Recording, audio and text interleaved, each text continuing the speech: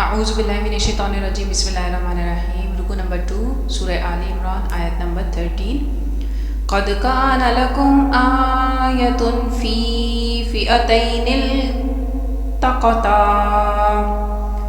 فئۃ تقاتل فی سبیل اللہ واخری کافرۃ یرونہم مثلیہم رأی العین واللہ یؤید بنصرہ من یشاء ان فی ذلک لعبرۃ لأولی الابصار۔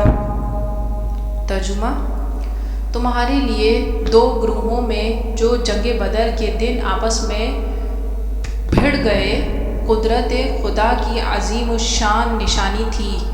ایک گروہ مسلمانوں کا تھا، وہ خدا کی راہ میں لڑ رہا تھا، اور دوسرا گروہ کافروں کا تھا، وہ ان کو اپنی آنکھوں سے اپنے سے دگنا مشاہدہ کر رہا تھا، اور خدا اپنی نصرت سے جس کو چاہتا ہے مدد دیتا ہے۔ جو اہل بصارت ہیں ان کے لیے اس واقعے میں بڑی عبرت ہے۔ تفسیر: یعنی بدر کی جنگ میں ایک طرف مسلمان تھے، دوسری طرف مشرکین مکہ تھے۔ اس میں تمہارے لیے نشانی موجود ہے۔ کیا نشانی ہے؟ اس کے کئی معنی کیے گئے ہیں۔ ایک یہ کہ مسلمانوں کو تو کھلم کھلا نظر آ رہا تھا کہ ہمارے مقابل ہم سے دگنی فوج ہے، جبکہ وہ تگنی تھی۔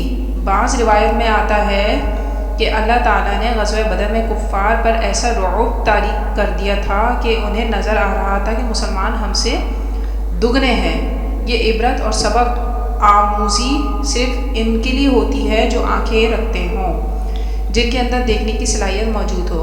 اگلی آیت فطرت انسانی کے اعتبار سے بڑی اہم ہے۔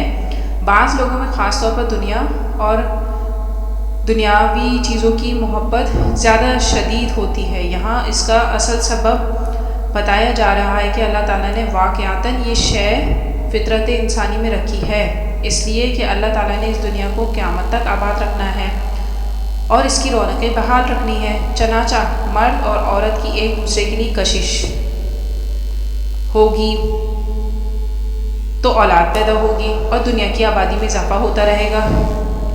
اس طرح دنیا قائم رہے گی۔ دولت کی کوئی طلب ہوگی تو آدمی محنت و مشقت کرے گا اور دولت کمائے گا۔ اس لیے یہ چیزیں فطرت انسانی میں بیسکس کے طور پر رکھ دی گئی ہیں۔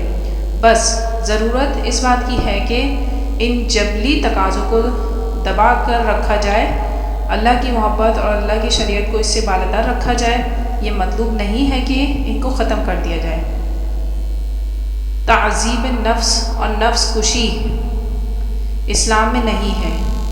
یہ تو رہبانیت ہے کہ اپنے نفس کو کچل دو، ختم کر دو، جبکہ اسلام تزکیہ نفس یعنی کہ سیلف کنٹرول کا درس دیتا ہے کہ اپنے آپ کو قابو میں رکھو۔ نفس انسانی ایک منہ زور گھوڑا ہے۔ گھوڑا جتنا طاقتور ہوتا ہے اتنا ہی سوار کے لیے تیز دوڑنا آسان ہوتا ہے، لیکن منہ زور اور طاقتور گھوڑے کو قابو میں رکھنے کی ضرورت بھی ہے، ورنہ سوار اگر اس کے رحم و کرم پر آ گیا تو وہ جہاں چاہے گا اسے پٹخنی دے دے گا۔ اب ہم وہی اگلی آیت پڑھ رہے ہیں، آیت نمبر 14۔ اللہ تعالیٰ فرما رہے ہیں: زُيِّنَ لِلنَّاسِ حُبُّ الشَّهَوَاتِ مِنَ النِّسَاءِ وَالْبَنِينَ وَالْقَنَاطِيرِ الْمُقَنطَرَةِ مِنَ الذَّهَبِ وَالْفِضَّةِ وَالْخَيْلِ الْمُسَوَّمَةِ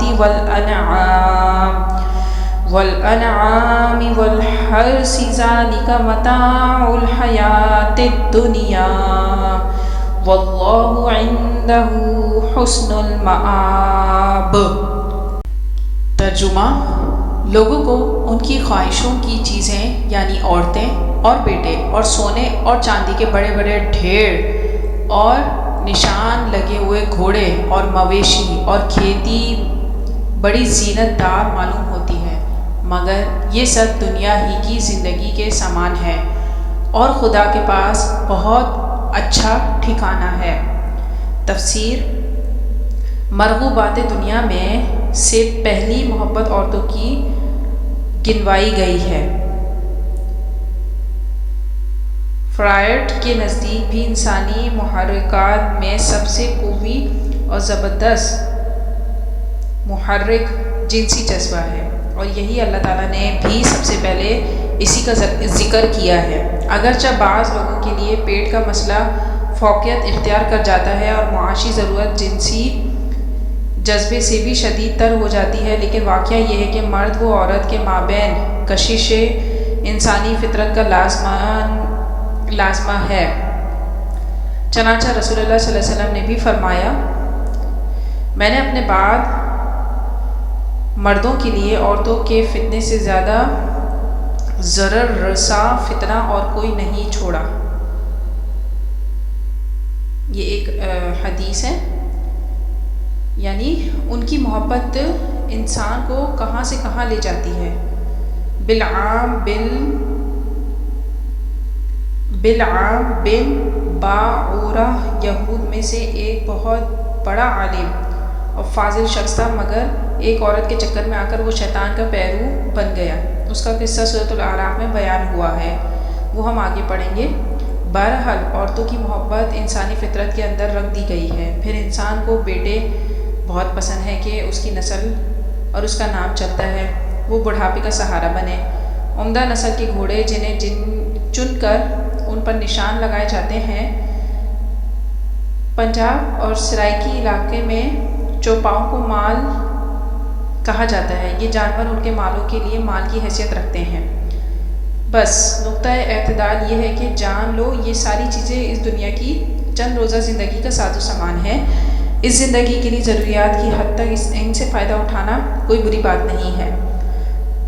وہ جو اللہ کے پاس ہے اس کے مقابلے میں یہ کچھ بھی نہیں ہے۔ اگر ایمان بالآخر موجود ہے تو پھر انسان ان تمام مرغوبات کو، اپنے تمام جذبات اور میلانات کو ایک حد کے اندر رکھے گا، اس سے آگے نہیں بڑھے گا۔ لیکن اگر ان میں سے کسی ایک شے کی محبت بھی اتنی زوردار ہو گئی کہ آپ کے دل کے اوپر اس کا قبضہ ہو گیا تو بس آپ اس کے غلام ہو گئے۔ اب وہی آپ کا معبود ہے، چاہے وہ دولت ہو یا کوئی اور شے ہو۔